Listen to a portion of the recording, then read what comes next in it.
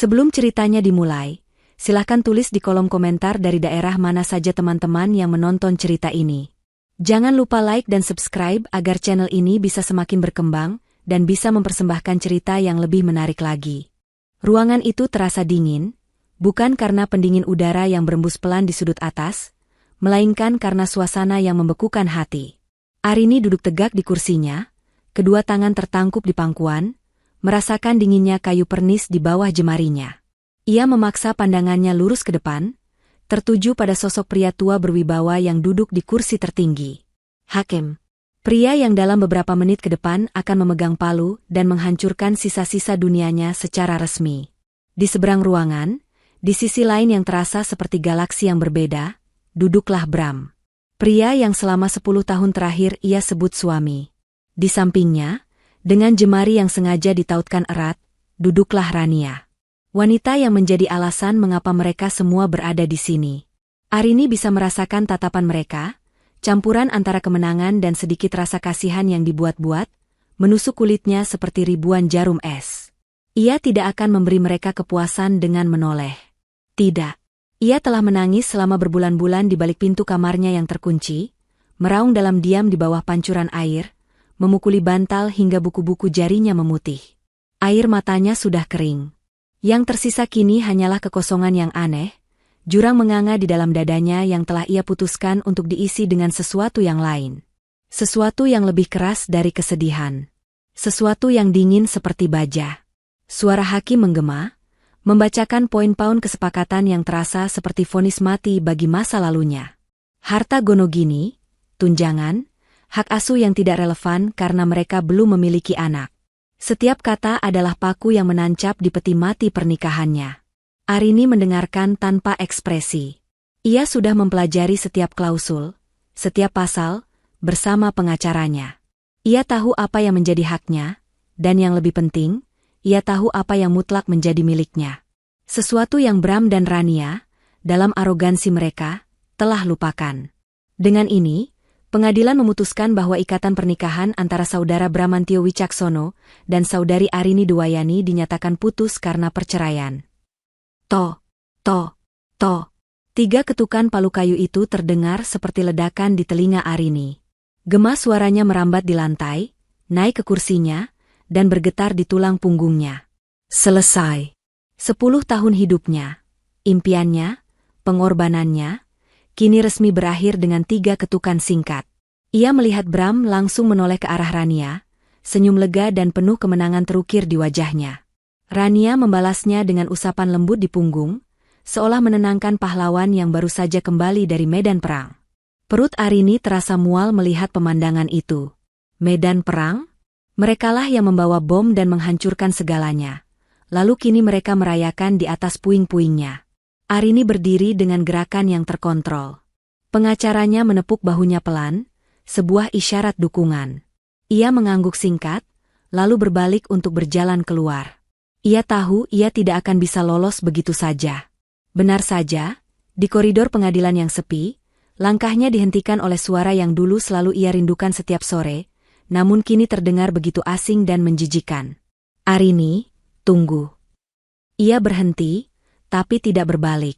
Ia hanya berdiri mematung, menatap ujung lorong yang terang, seolah itu adalah jalan menuju kebebasannya. Setidaknya lihat aku kalau aku bicara, kata Bram, nadanya memerintah. Sama seperti biasanya. Dengan tarikan napas panjang, Arini memutar tubuhnya perlahan. Di sanalah mereka berdiri. Bram, dengan kemeja mahalnya yang sedikit kusut, dan Rania, bergelayut manja di lengannya, menatap Arini dengan sorot mata superior.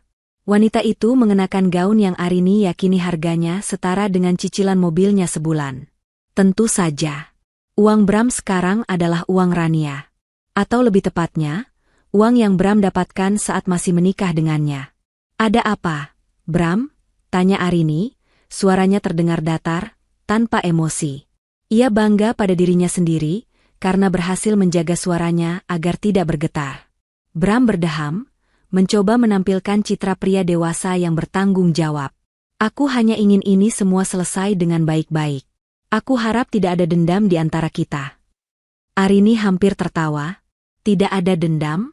Pria ini menghancurkan hatinya, mengkhianati sumpahnya, dan kini ia berbicara tentang menyelesaikan semuanya dengan baik-baik. Aku akan mengurus kepindahanku secepatnya, lanjut Bram, tidak menyadari atau mungkin tidak peduli dengan badai di dalam diri Arini. Jadi, aku harap kamu juga bisa segera berkemas dan meninggalkan rumah. Aku dan Rania ingin memulai hidup baru kami secepatnya. Inilah saatnya, momen yang telah ia antisipasi. Permintaan angkuh yang ia tahu pasti akan datang. Rania tersenyum kecil di samping Bram, senyum seorang pemenang yang akan segera mengklaim hadiah utamanya. Rumah itu, rumah besar dengan taman mawar di halaman depan yang Arini tanam sendiri. Dapur luas dengan meja marmer tempat Arini menghabiskan ratusan jam mencoba resep baru untuk Bram. Ruang kerja dengan rak buku dari kayu jati yang Arini rancang agar Bram bisa bekerja dengan nyaman. Setiap sudut rumah itu adalah keringat dan air matanya. Dan kini, mereka memintanya pergi dari sana seolah ia hanyalah seorang tamu. Arini tidak mengatakan apa-apa. Ia hanya membuka tas tangannya yang elegan, mengeluarkan sebuah gantungan kunci dari kulit, dan melepas salah satu kuncinya. Kunci pintu utama. Dengan langkah pelan, ia mendekati mereka. Rania sedikit tersentak, mungkin mengira Arini akan menyerangnya. Tapi Arini hanya berhenti di depan Bram. Ia menatap lurus ke mata pria itu, mata yang dulu menatapnya dengan penuh cinta, kini hanya dipenuhi oleh bayangan wanita lain. Kalian ingin memulai hidup baru? Bisik Arini, suaranya cukup pelan sehingga hanya Bram yang bisa mendengarnya. Ia mengulurkan kunci itu. Ambillah. Bram tampak sedikit terkejut dengan betapa mudahnya Arini menyerah. Ia mengambil kunci itu dari tangan Arini. Jemari mereka sempat bersentuhan, dan Arini merasakan sengatan dingin yang menjalar. Ia menarik tangannya secepat mungkin. Baguslah kalau kamu mengerti, kata Bram, mencoba mendapatkan kembali kendali atas situasi. Ini yang terbaik untuk semua. Arini tidak menjawab. Ia hanya memberikan satu tatapan terakhir pada Rania, sebuah tatapan yang tidak bisa diartikan oleh wanita itu. Bukan tatapan benci, bukan juga sedih.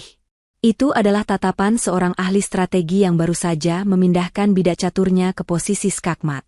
Lalu, tanpa sepatah kata pun lagi, Arini berbalik dan berjalan menyusuri koridor. Suara sepatunya menggema di kesunyian, meninggalkan mereka berdua yang masih merayakan kemenangan prematur mereka. Di dalam mobilnya, Arini akhirnya membiarkan dirinya bernapas. Jantungnya berdebar kencang, bukan karena sakit hati, tapi karena adrenalin. Tangannya sedikit gemetar saat ia memasukkan kunci mobil ke lubang starter. Mesin menyala dengan deru halus.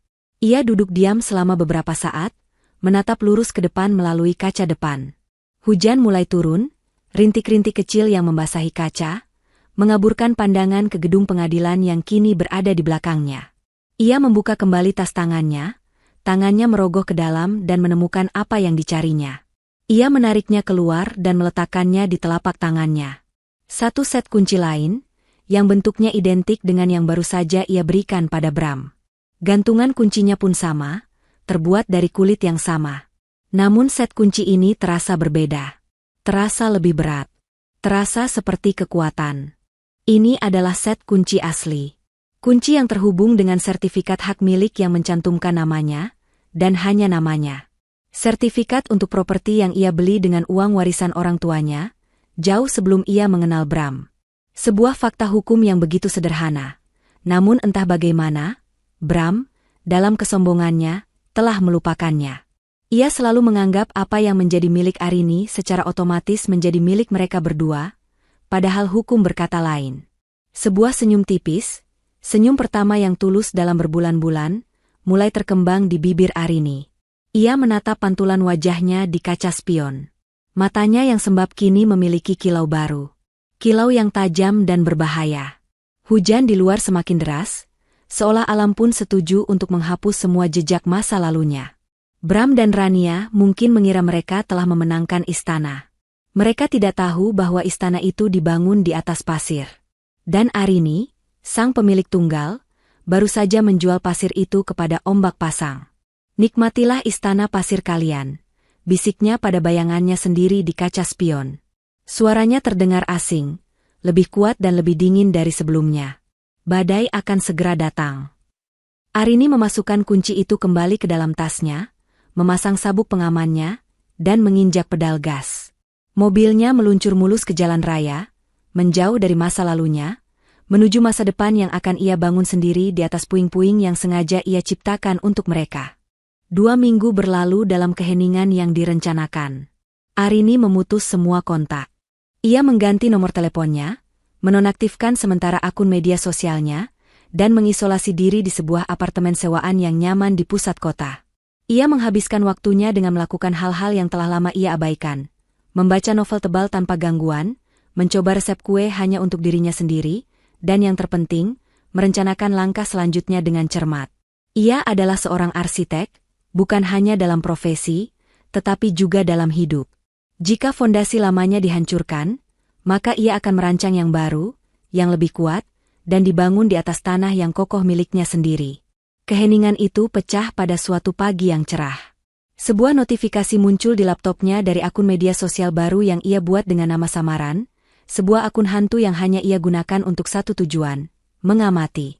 Salah satu teman lamanya, yang tidak tahu bahwa Arini bisa melihatnya, baru saja mengunggah serangkaian foto.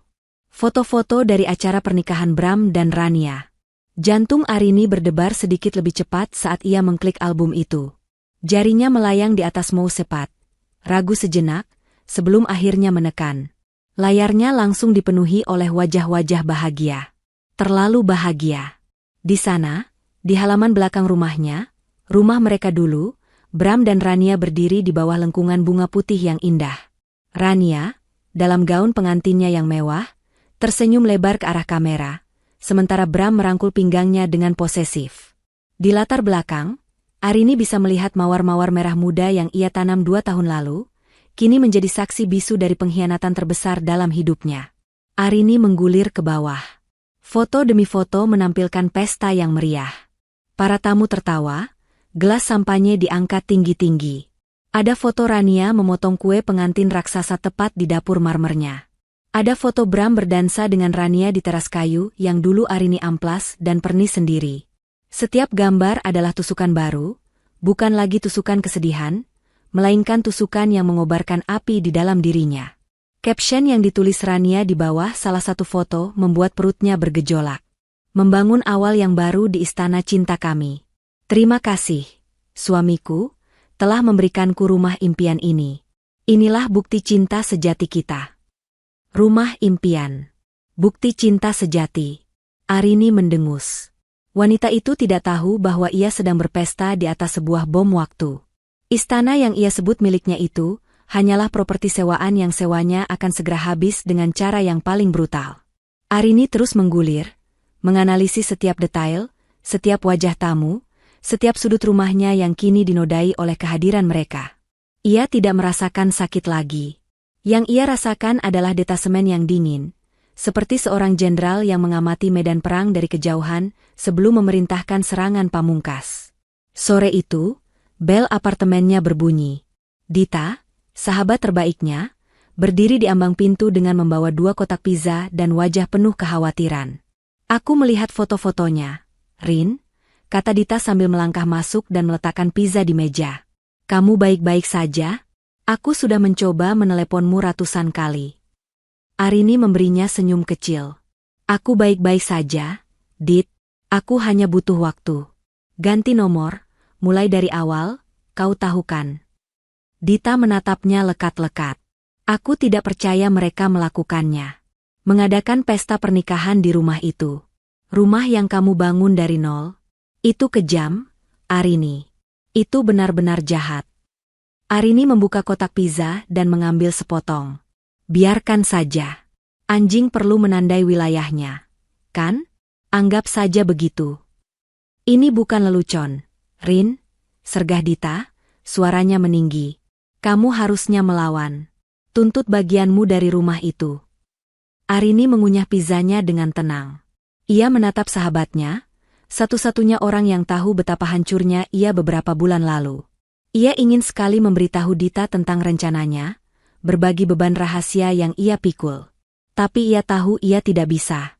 Semakin sedikit orang yang tahu, semakin sempurna eksekusinya nanti. Tidak ada gunanya, Dit. Aku hanya ingin melupakan semuanya dan melanjutkan hidup, kata Arini, mengucapkan kebohongan yang terdengar begitu meyakinkan. Dita menghela napas, tampak frustrasi tetapi akhirnya menerima keputusan sahabatnya. Mereka menghabiskan sisa sore itu dengan mengobrol tentang hal-hal ringan, mencoba mengalihkan pikiran dari bayang-bayang Bram dan Rania. Namun, sementara Arini tertawa mendengar cerita lucu Dita, sebagian dari pikirannya berada di tempat lain. Pikirannya sedang menghitung hari. Keesokan harinya, Arini memiliki jadwal pertemuan. Bukan dengan terapis atau teman, melainkan dengan dua orang yang akan menjadi sekutu utamanya. Yang pertama adalah Pak Hadi, pengacaranya. Seorang pria parubaya yang tenang dan teliti.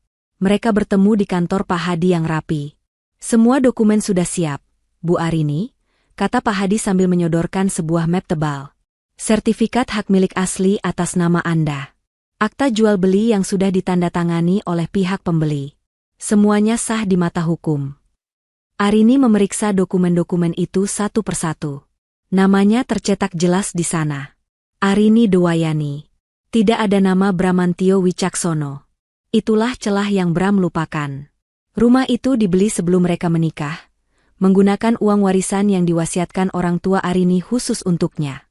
Bram hanya menumpang nama, menumpang hidup, dan sekarang, ia pikir ia bisa memilikinya. Pembelinya mengerti situasinya? Tanya Arini. Sangat mengerti, jawab Pak Hadi. Mereka adalah investor properti. Mereka membeli dengan harga sedikit di bawah pasar dengan syarat bisa segera mengambil alih kepemilikan. Mereka setuju untuk memberikan waktu 3 hari setelah pernikahan Tuan Bram sebagai masa tenang, seperti yang Anda minta, sebelum pihak bank yang mewakili mereka melakukan eksekusi pengosongan. Mereka tidak peduli dengan drama yang mungkin terjadi, mereka hanya menginginkan asetnya sempurna. Arini tidak ingin ada keluarga dengan anak-anak yang terlibat dalam drama ini. Investor tanpa emosi adalah pilihan terbaik. Uang hasil penjualan sudah masuk rekening baru Anda pagi ini, tambah Pak Hadi. Arini mengangguk. Terima kasih, Pak Hadi, atas segalanya. Sama-sama, Bu. Terkadang, keadilan harus sedikit dibantu untuk menemukan jalannya, kata pengacara itu dengan senyum tipis yang penuh pengertian. Pertemuan kedua adalah dengan seorang agen properti di sebuah kafe. Arini tidak menjual, ia justru sedang membeli. Dengan sebagian kecil dari uang hasil penjualan rumah lamanya, ia membeli sebuah ruko di lokasi yang strategis. Tempat itu akan menjadi butik sekaligus studio arsitektur mininya. Impian yang selalu ia tunda karena Bram menganggapnya tidak praktis. Saat menandatangani surat-surat pembelian ruko itu, Arini merasakan gelombang kekuatan yang luar biasa. Ia tidak sedang menghancurkan, ia sedang membangun. Untuk setiap batu bata dari masa lalunya yang ia runtuhkan, ia meletakkan 2 batu bata baru untuk masa depannya. Tinta dari pulpen yang ia gunakan terasa lebih permanen, lebih berarti daripada tinta di surat nikahnya dulu. Malam itu, Arini kembali ke apartemennya. Ia membuka laptopnya lagi, sengaja mencari profil Rania. Wanita itu baru saja mengunggah foto baru. Foto selfie dirinya di depan cermin besar di kamar tidur utama mereka. Kamar tidur Arini. Di belakangnya, tampak pakaian-pakaian Bram yang tergantung rapi di lemari terbuka. Captionnya, hidup tenang bersama suamiku tercinta. Home sweet home. Arini menatap foto itu lama. Wajah Rania yang sombong, senyumnya yang penuh kemenangan. Ia tidak lagi merasakan amarah. Ia hanya merasakan semacam kepastian yang dingin. Ia memindahkan kursor mouse ke atas foto itu, seolah bisa menyentuhnya. Pesta yang meriah, bisiknya pada layar laptop yang dingin. Suaranya datar, tanpa getaran emosi. Semoga kalian suka kenangan terakhir di sana. Ia berhenti sejenak, lalu melanjutkan dengan bisikan yang lebih pelan, lebih personal. Karena hanya itu yang akan kalian punya. Dengan satu klik, Arini menutup laptopnya. Layar menjadi gelap, memantulkan bayangan wajahnya. Wajah seorang wanita yang telah berjalan melewati api dan keluar bukan sebagai abu, tetapi sebagai baja yang ditempa. Hitung mundur telah dimulai. 3 hari. Dalam 3 hari, pesta mereka akan benar-benar berakhir.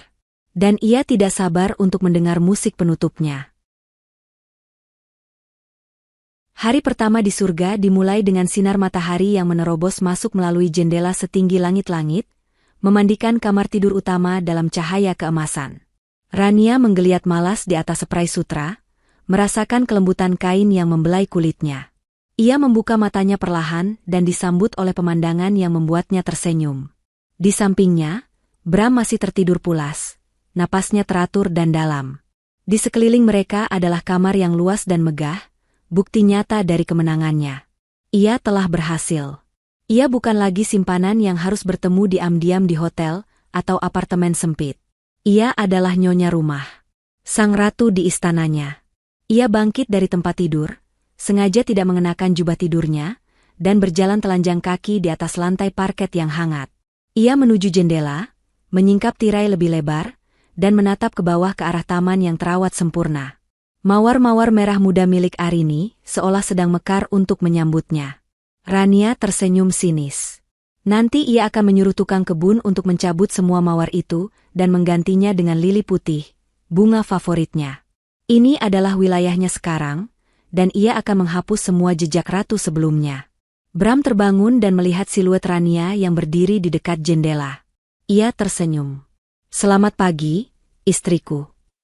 Rania berbalik, senyumnya mengembang. "Selamat pagi, suamiku. Tidur nyenyak di rumah baru kita?" Ia menekankan kata, "kita," dengan nada penuh kemenangan. "Sangat nyenyak," sahut Bram sambil meregangkan tubuh. "Akhirnya aku bisa bernapas lega di rumah ini. Tidak ada lagi suasana tegang, tidak ada lagi pertanyaan-pertanyaan sinis. Hanya ada kedamaian. Dan kamu." Rania menghampiri tempat tidur dan duduk di tepinya. "Aku sudah memikirkan apa yang akan kita lakukan pertama kali. Dinding kamar ini, warnanya terlalu kusam. Aku ingin ngecatnya dengan warna sampanye. Dan lemari pakaian itu, aku butuh yang lebih besar. Kita bisa menjebol dinding ke kamar sebelah dan membuat walk-in kloset raksasa." Bram tertawa. "Apapun yang kamu inginkan, sayang. Rumah ini milikmu sekarang. Ubah sesuka hatimu." Ia menarik Rania ke dalam pelukannya. "Arini tidak pernah punya selera sepertimu. Semuanya harus fungsional, praktis, membosankan. Kamu membawa kehidupan ke tempat ini." Mereka menghabiskan pagi itu dengan bercinta, lalu membuat rencana renovasi besar-besaran seolah mereka sedang bermain dengan rumah boneka raksasa. Mereka menertawakan pilihan furnitur Arini, mengkritik koleksi seninya, dan merencanakan untuk menjual semua perabotan lama untuk diganti dengan yang baru dan lebih modern. Setiap rencana yang mereka buat terasa seperti satu lagi paku yang mereka tancapkan di kenangan tentang Arini, memastikan wanita itu terkubur dalam-dalam dari kehidupan mereka. Hari kedua adalah hari untuk pamer. Rania, yang tidak sabar untuk menunjukkan status barunya, memutuskan untuk mengadakan pesta barbeque dadakan di tepi kolam renang. Ia mengundang lingkaran pertemanan mereka, orang-orang yang sama yang telah menjadi saksi bisu perselingkuhan mereka, dan bahkan ikut membantu menutupinya. Sore itu, halaman belakang dipenuhi tawa dan musik. Asap dari panggangan membubung ke udara, membawa aroma daging yang sedap. Bram, dengan celemek bertuliskan, "Raja Panggangan," dengan bangga membolak-balik sosis dan steak. Ia merasa gagah, menjadi pusat perhatian, pria sukses yang berhasil mendapatkan segalanya. Wanita cantik yang lebih muda dan aset properti yang mengesankan. Rania, dalam balutan bikini dan gaun pantai tipis, melayani para tamu dengan senyum manis, menerima pujian atas rumah mereka yang indah. "Kalian beruntung sekali bisa mendapatkan rumah ini, Bram," kata salah satu temannya sambil menepuk punggungnya. "Aku dengar Arini yang mendesain semuanya." Bram mendengus. Dia hanya mengawasi tukang. "Ide besarnya semua dariku. Dia terlalu kaku untuk punya visi sebagus ini."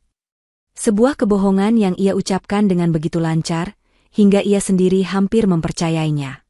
Sementara itu, Rania mengalami sedikit masalah di dapur.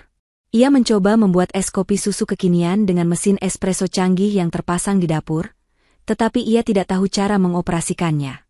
Setelah menekan beberapa tombol yang salah dan membuat uap panas menyembur kemana-mana, ia menyerah dengan kesal. "Mesin konyol ini rusak," keluhnya pada seorang teman wanitanya. "Dulu Arini jago sekali membuat kopi dengan mesin itu, ceplos temannya tanpa berpikir, lalu segera menutup mulutnya saat menyadari kesalahannya. Wajah Rania langsung mengeras. Oh ya? Mungkin karena dia tidak punya kegiatan lain selain mengurusi dapur. Sindirnya dengan tajam, menyembunyikan rasa malunya. Ia akhirnya hanya menyajikan kopi instan, namun memastikan tidak ada yang melihatnya saat ia menyeduhnya. Pesta berlanjut hingga malam. Mereka berenang, menari, dan minum hingga mabuk. Di puncak kemeriahan, Bram mengangkat gelasnya. Untuk kita semua, untuk teman-teman sejati, dan yang terpenting, untuk istriku yang cantik, Rania, dan untuk awal baru kita di rumah ini. Masa lalu biarlah terkubur. Untuk masa lalu yang terkubur, sahut yang lain serempak. Mereka bersulang, gelas mereka beradu di bawah cahaya lampu taman, tidak menyadari bahwa mereka sedang berpesta di atas tanah pemakaman sebuah pernikahan, dan arwahnya tidak beristirahat dengan tenang. Hari ketiga, hari terakhir surga mereka, adalah yang paling sempurna. Pagi itu, Bram dan Rania memutuskan untuk bersantai. Tidak ada pekerjaan, tidak ada tamu. Hanya mereka berdua. Mereka sarapan di teras belakang, menghadap ke kolam renang yang airnya berkilauan. Udara pagi itu segar, dan kicau burung terdengar merdu dari pepohonan. Aku rasa kita butuh liburan. Setelah semua drama ini, kata Rania sambil mengoleskan selai pada roti panggangnya. Bagaimana kalau Maladewa? Aku melihat ada resor dengan villa di atas air. Pasti romantis. Ide bagus, kata Bram sambil menyeruput kopinya. Kita bisa pergi bulan depan. Aku akan mengurus semuanya. Ia merasa begitu murah hati, begitu berkuasa. Keuangannya memang sedikit menipis setelah perceraian dan biaya pernikahan yang mewah, tapi ia yakin beberapa proyek besar di kantornya akan segera cair. Ia tidak khawatir. Rania mengeluarkan tabletnya dan mulai menjelajahi situs-situs perjalanan, matanya berbinar-binar membayangkan pasir putih dan laut biru. Aku juga sudah melihat-lihat sofa baru untuk ruang keluarga. Ada desainer dari Italia, harganya memang lumayan, tapi akan sangat cocok dengan tema yang aku inginkan. Beli saja, kata Bram tanpa mengalihkan pandangan dari koran paginya. Anggap saja hadiah pernikahan dariku. Rania memekik senang dan langsung membuka aplikasi belanja online. Ia merasa seperti seorang putri yang semua keinginannya terpenuhi. Ia memiliki suami yang tampan dan kaya, rumah yang megah, dan kebebasan untuk melakukan apapun yang ia mau. Ia telah memenangkan lotre kehidupan.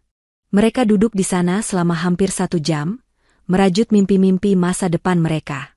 Mereka berbicara tentang anak-anak yang mungkin akan mereka miliki, sekolah internasional terbaik tempat mereka akan menyekolahkan anak-anak itu, dan liburan ski di Eropa saat musim dingin. Mereka begitu tenggelam dalam ilusi kebahagiaan mereka, begitu yakin bahwa dunia berada dalam genggaman mereka. Fondasi hidup mereka terasa begitu kokoh, dibangun di atas cinta dan kemewahan.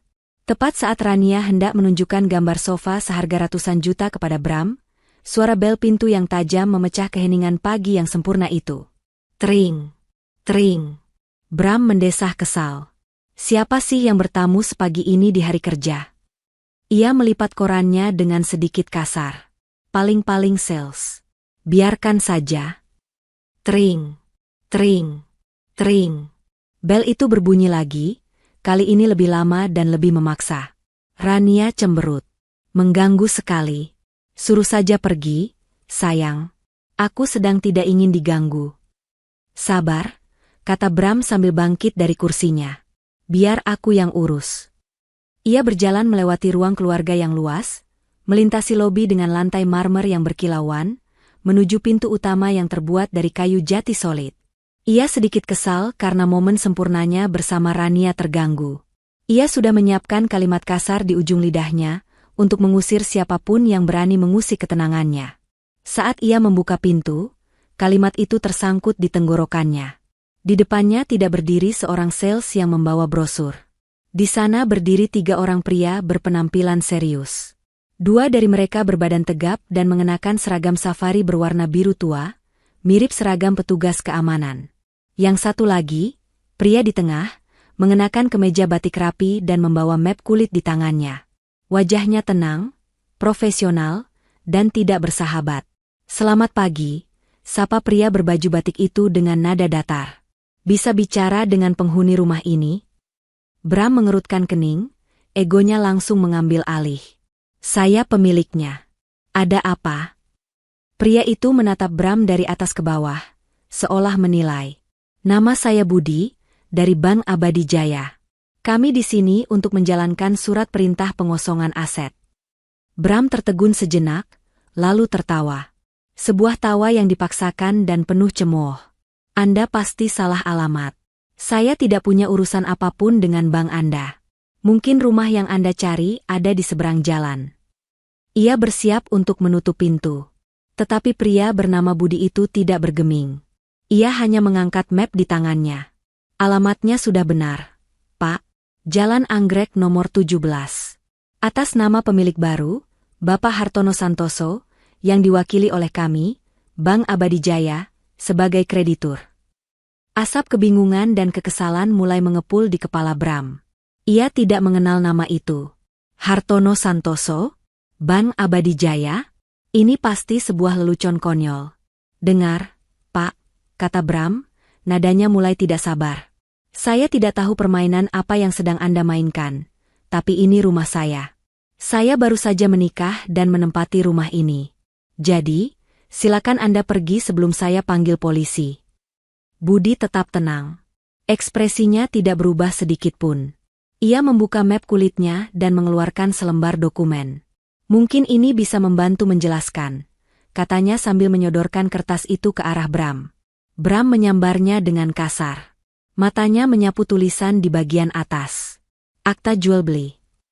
Di bawahnya, tertera detail properti yang sangat ia kenal. Jalan Anggrek nomor 17. Luas tanah dan bangunan yang ia hafal di luar kepala. Namun, saat matanya sampai pada kolom nama penjual dan pembeli, dunianya seolah berhenti berputar. Penjual, Arini Dewayani. Pembeli, Hartono Santoso. Jantungnya seolah jatuh ke perut. Tanggal transaksi, 3 minggu yang lalu. As mereka berbincang di depan pintu, Rania yang penasaran karena Bram terlalu lama, berjalan mendekat.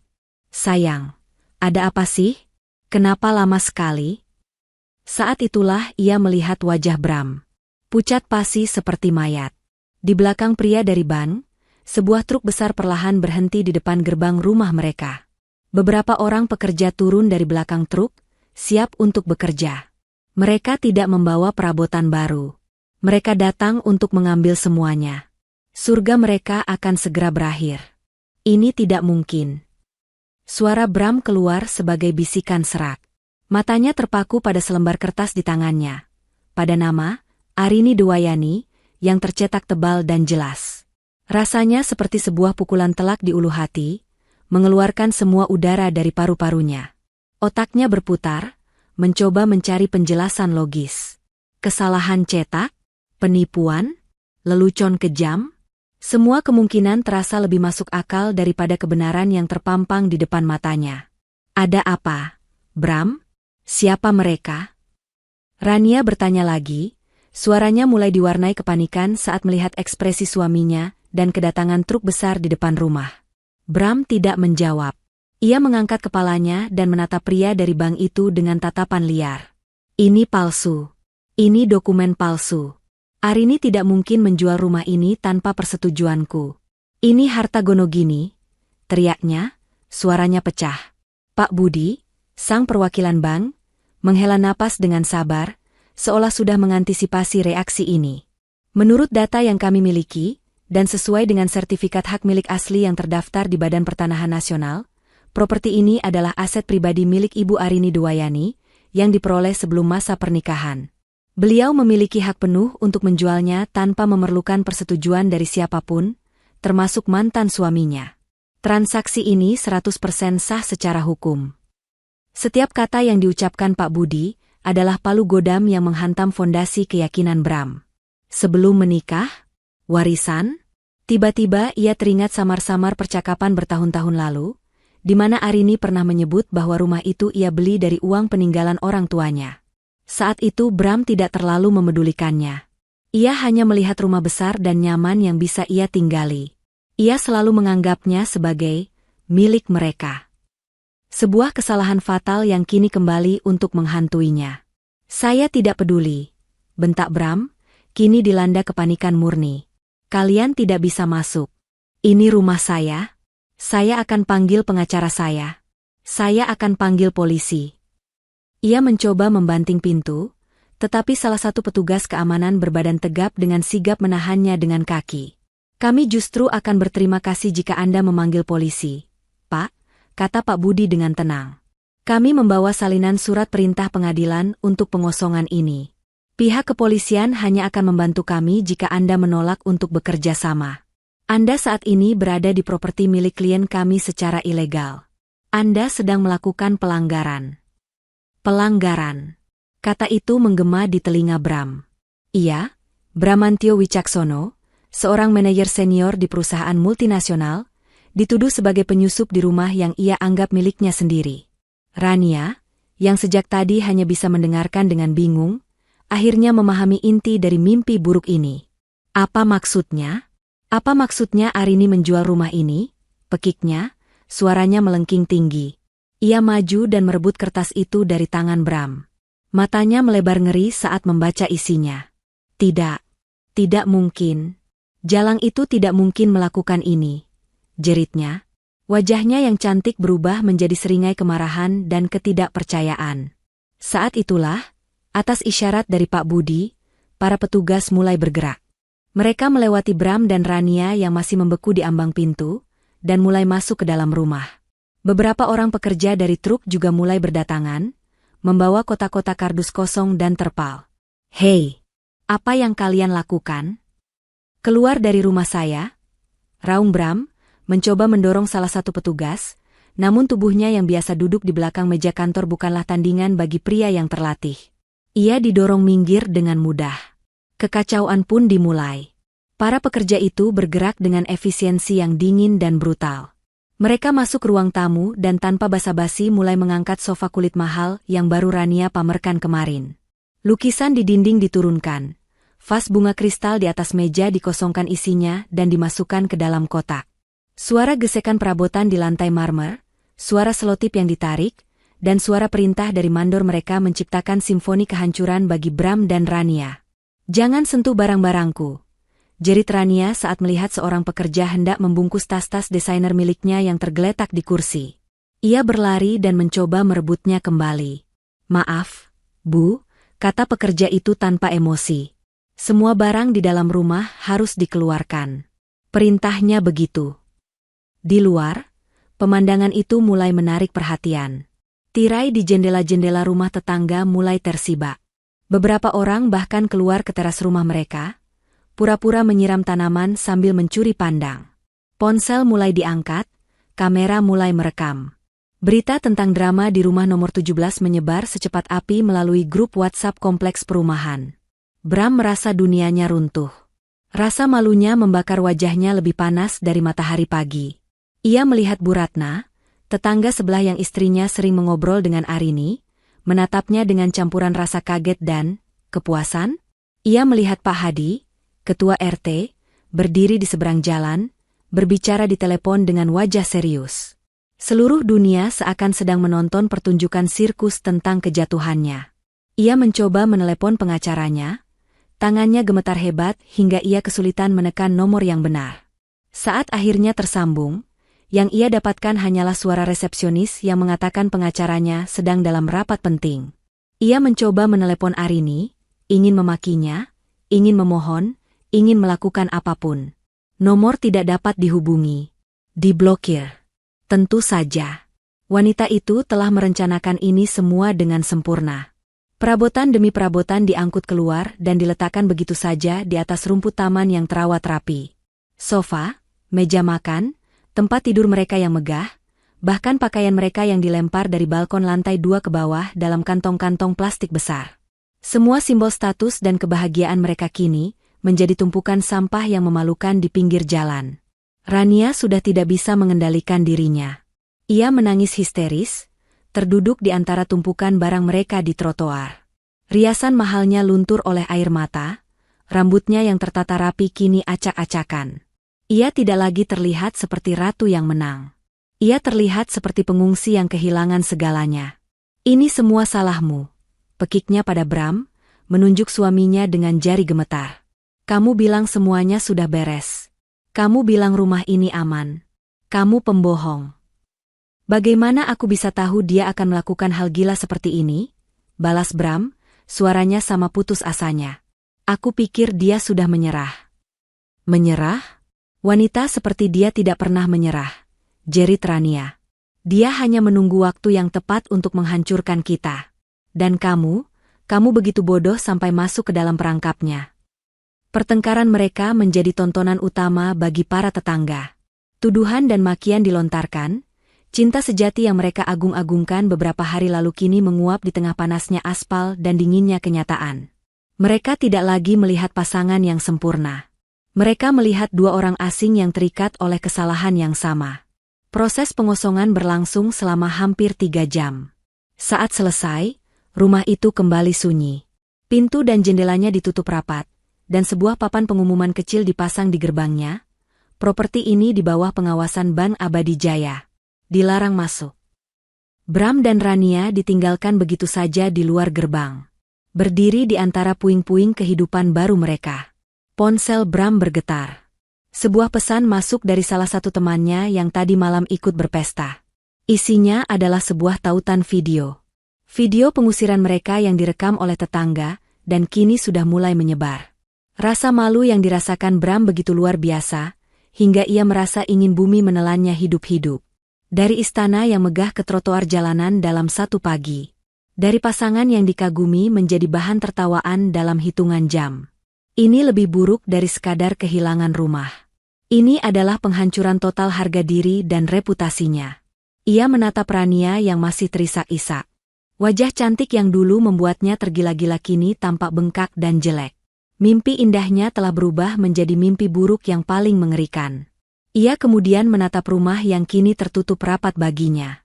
Di balik dinding itu, ia bisa merasakan seringai kemenangan Arini, meskipun wanita itu tidak ada di sana. Arini tidak hanya menceraikannya. Arini tidak hanya mengambil kembali hartanya. Arini telah memastikan bahwa Bram dan wanita pilihannya tidak akan pernah bisa menikmati hasil pengkhianatan mereka. Ia telah membakar istana mereka hingga rata dengan tanah, dan meninggalkan mereka tanpa apa-apa selain abu dan rasa malu. Matahari yang tadinya terasa hangat dan bersahabat kini terasa seperti musuh. Sinarnya yang terik memanggang aspal, menciptakan uap panas yang naik dan membuat udara terasa menyesakan. Pertunjukan telah usai. Para tetangga yang tadinya menonton dengan penuh minat kini telah kembali ke dalam rumah mereka yang sejuk, mungkin sedang asyik membahas tragedi keluarga Wicaksono di meja makan mereka. Truk pengangkut barang bekas yang dipanggil Bram akhirnya datang. Sebuah kendaraan tua yang berkarat di sana-sini, sama sekali tidak sepadan dengan perabotan mewah yang akan diangkutnya. 2 orang pria kurus dengan kaos kotor turun dari truk. Salah satunya, yang lebih tua, menghampiri Bram dengan tatapan menilai. Jadi, ini semua yang mau dijual, Pak? Tanyanya sambil mengunyah permen karet, matanya memindai tumpukan barang yang menggunung itu. Bram menelan ludah. Rasa malunya terasa seperti empedu di tenggorokan. Iya, semuanya. Pria itu berjalan mengelilingi tumpukan itu, menendang kaki sofa dengan ujung sepatunya, mengetuk-ngetuk permukaan meja makan kayu solid dengan buku jarinya. Barangnya bagus-bagus, gumamnya, lebih pada dirinya sendiri. Lalu ia kembali menatap Bram. Saya ambil semua 15 juta. Apa? Pekik Bram, matanya melotot tidak percaya. 15 juta? Sofa ini saja harganya 80 juta. Dan tempat tidur itu, meja makan, semuanya furnitur impor. Totalnya hampir 500 miliar. Pria itu tertawa kecil, sebuah tawa yang meremehkan. Itu kan harga barunya di toko, Pak. Pakai AC, pelayannya ramah. Ini di pinggir jalan, kena debu, kena panas. Saya juga harus bayar orang dan bensin untuk angkut ini semua. 15 juta, ambil atau tinggalkan. Saya masih banyak kerjaan lain. Bram ingin sekali berteriak, meninju wajah angkuh pria itu. Tapi ia tidak punya pilihan. Malam akan segera tiba. Mereka tidak mungkin tidur di jalanan bersama tumpukan perabotan ini. Uang di dompetnya dan Rania jika digabungkan tidak akan cukup untuk menyewa hotel yang layak bahkan untuk 1 malam. Dengan hati yang hancur dan harga diri yang terkoyak, Bram mengangguk lemah. Baiklah. Ambil. Rania, yang sejak tadi hanya diam dengan tatapan kosong, menjerit saat mendengar keputusan itu. Tidak, Bram. Jangan. Itu barang-barang kita. Lalu kita harus bagaimana, Rania? Balas Bram, amarah dan keputusasaannya akhirnya meledak. Kita mau tidur di mana malam ini? Di atas sofa ini? Kita butuh uang. Kita tidak punya apa-apa lagi. Mengerti? Rania terdiam, terguncang oleh bentakan Bram. Ia menatap suaminya seolah baru pertama kali melihatnya. Pria gagah dan kaya yang ia nikahi telah lenyap, digantikan oleh sosok pria kalah yang putus asa. Proses pengangkutan barang terasa seperti prosesi pemakaman. Bram dan Rania hanya bisa menonton dalam diam saat harta benda mereka, simbol kehidupan mewah yang mereka impikan, diangkat dan dilempar begitu saja ke atas bak truk yang kotor. Setelah semua barang terangkut, pria itu menyerahkan segepok uang tunai lusuh ke tangan Bram, lalu pergi begitu saja, meninggalkan debu dan kekosongan. Kini yang tersisa hanyalah beberapa koper dan tas berisi pakaian yang berhasil mereka selamatkan. Jalanan di depan bekas rumah mereka terasa begitu lengang dan asing. Mereka benar-benar sendirian. Kita harus menelepon seseorang, bisik Rania, suaranya parau. Orang tuaku. Mereka pasti mau menolong. Dengan sisa harapan, Rania menekan nomor ibunya. Panggilan itu tersambung. Halo, Bu. Sapanya dengan suara bergetar. Hening sejenak di seberang sana. Lalu, suara ibunya terdengar, dingin dan tajam. Jangan telepon ke sini lagi, Rania. Ayahmu sangat marah. Video pengusiranmu sudah tersebar di seluruh grup keluarga besar. Kamu sudah mempermalukan kami semua. Jangan bawa masalahmu ke rumah ini. Clay. Panggilan diputus.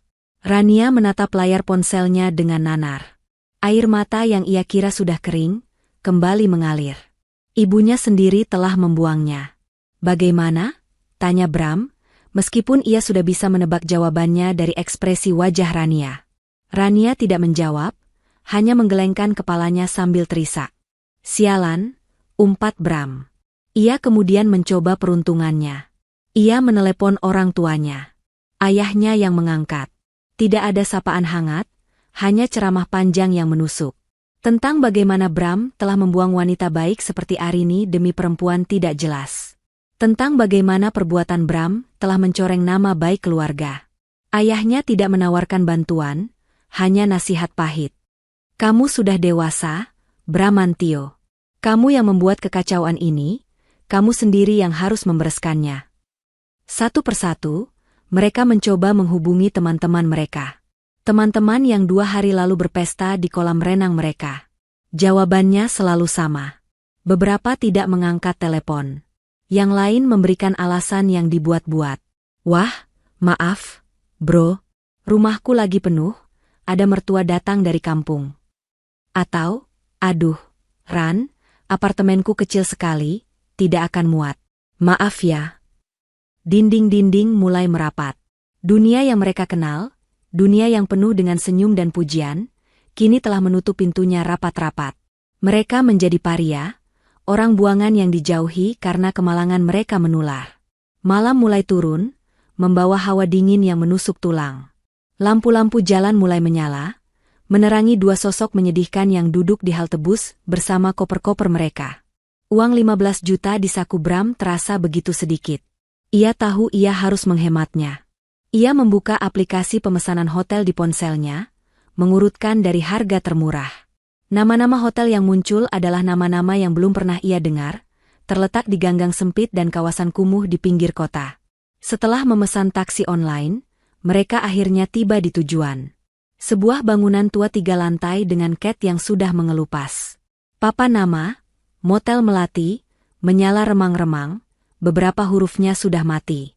Udara di lobi terasa pengap, campuran antara bau asap rokok, kamper, dan sesuatu yang lembab dan tidak terdefinisi. Resepsionisnya adalah seorang pria tua yang menatap mereka dengan curiga dari balik meja yang berantakan. Setelah membayar untuk 1 malam dan memberikan kartu identitas, mereka diberi sebuah kunci kamar bernomor 302. Tidak ada lift. Mereka harus menyeret koper-koper berat mereka menaiki tangga yang sempit dan berdebu. Saat Bram membuka pintu kamar 302, Rania terkesiap ngeri. Ruangan itu kecil dan menyedihkan.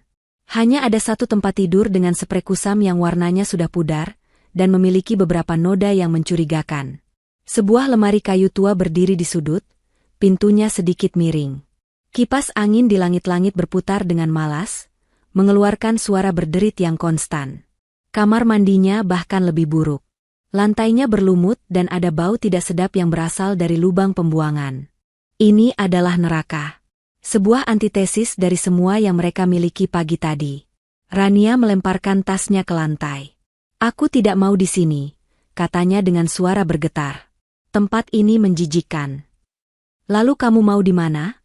sentak Bram, kesabarannya sudah habis. "Di Ritz-Carlton? Kita tidak punya uang. Rania, inilah hidup kita sekarang. Biasakan dirimu." "Hidup kita? Ini bukan hidup yang kamu janjikan padaku," jerit Rania, amarahnya meledak. "Kamu berjanji akan memberiku segalanya.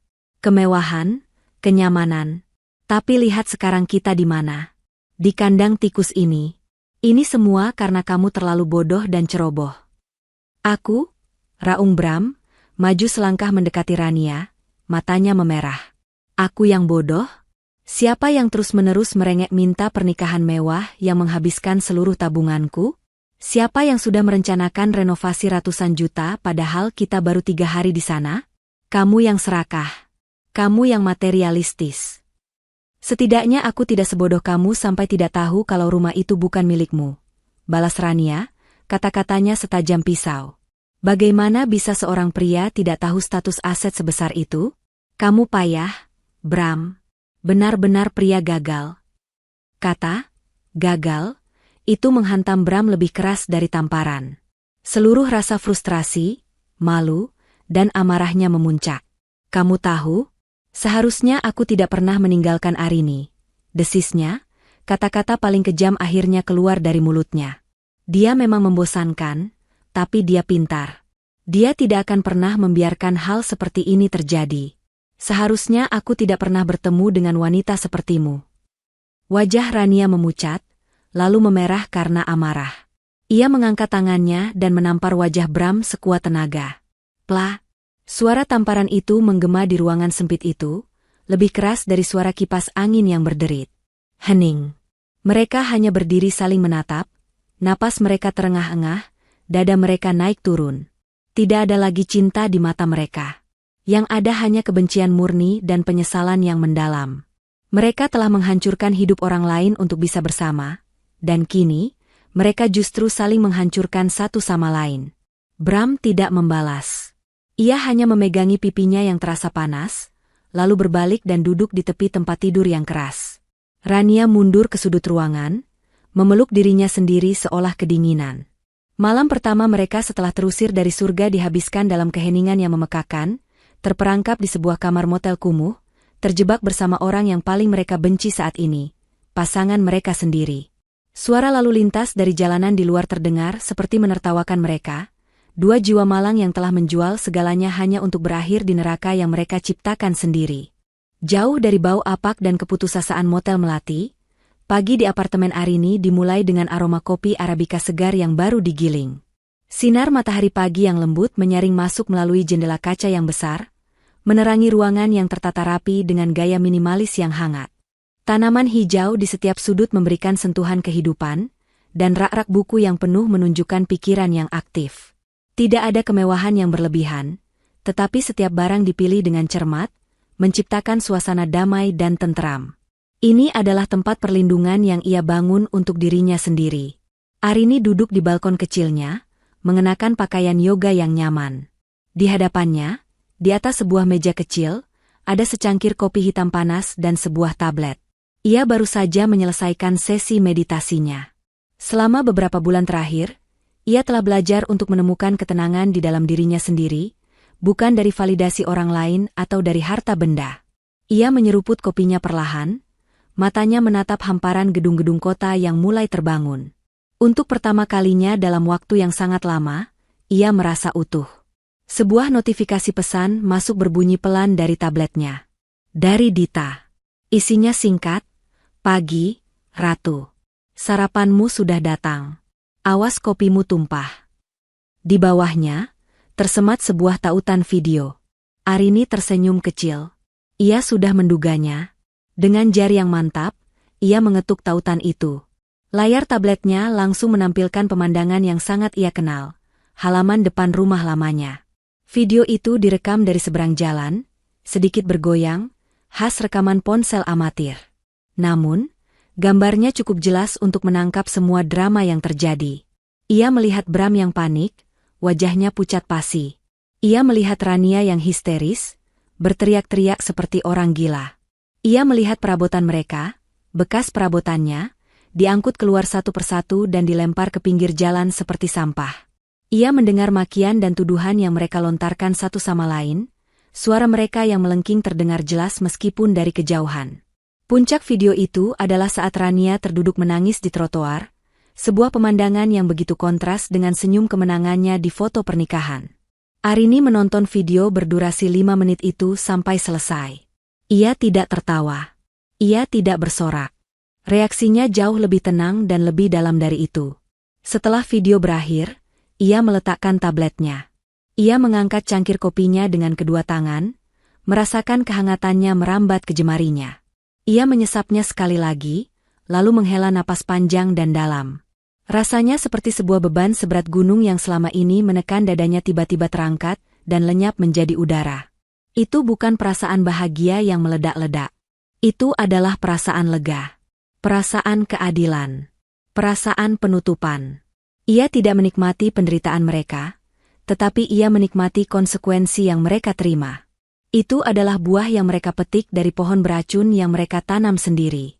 Dengan senyum yang tenang dan puas, ia menghabiskan kopinya hingga tetes terakhir. 1 jam kemudian, Arini sudah berada di lokasi yang berbeda. Ia mengenakan celana jeans, kaos, sepatu bot, dan sebuah helm proyek berwarna putih.